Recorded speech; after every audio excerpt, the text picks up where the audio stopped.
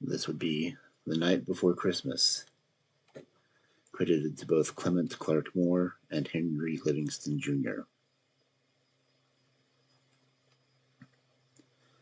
'Twas the night before Christmas, when all through the house not a creature was stirring, not even a mouse. The stockings were hung by the chimney with care, in hopes that St. Nicholas soon would be there. The children were nestled all snug in their beds, while visions of sugar plums danced in their heads. And Mamma in her kerchief, and I in my cap, had just settled our brains for a long winter's nap. When out on the lawn there arose such a clatter, I sprang from the bed to see what was the matter. Away to the window I flew like a flash, tore open the shutters, and threw up the sash.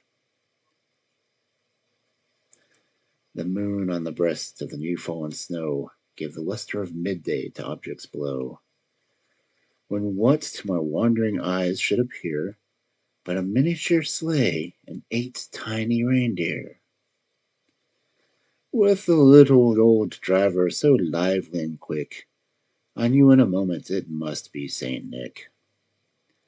More rapid than eagles his coursers they came, and he whistled and shouted and called them by name. Now Dasher, now Dancer, Prancer and Vixen, on Comets, on Cupid, on Dunder and Blixen. To the top of the porch, to the top of the wall, now dash away, dash away, dash away all. As the dry leaves before a wild hurricane fly, when they meet with an obstacle, mount to the sky. So up to the housetop the coursers they flew, with a sleigh full of toys, and St. Nicholas too. And then in a twinkling I heard on the roof the prancing and pawing of each little hoof. As I drew in my head and was turning around, down the chimney St. Nicholas came with a bound. He was dressed all in fur from his head to his foot, and his clothes were all tarnished with ashes and soot. A bundle of toys was flung on his back, and he looked like a peddler just opening his pack. His eyes, how they twinkled, his dimples, how merry, his cheeks were like roses, his nose like a cherry. His droll little mouth was drawn up like a bow, and the beard on his chin was as white as the snow. The stump of a pipe he held tight in his teeth, and the smoke, it encircled his head like a wreath.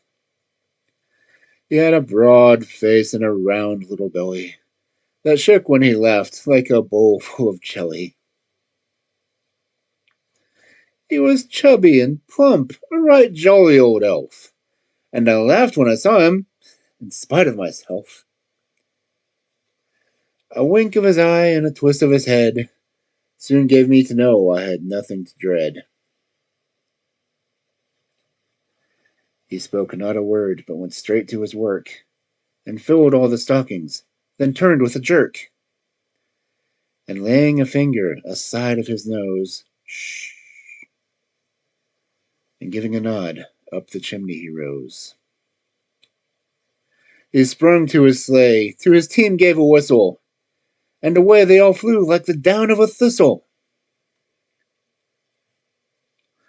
But I heard him exclaim ere he drove out of sight, Happy Christmas to all, and to all a good night.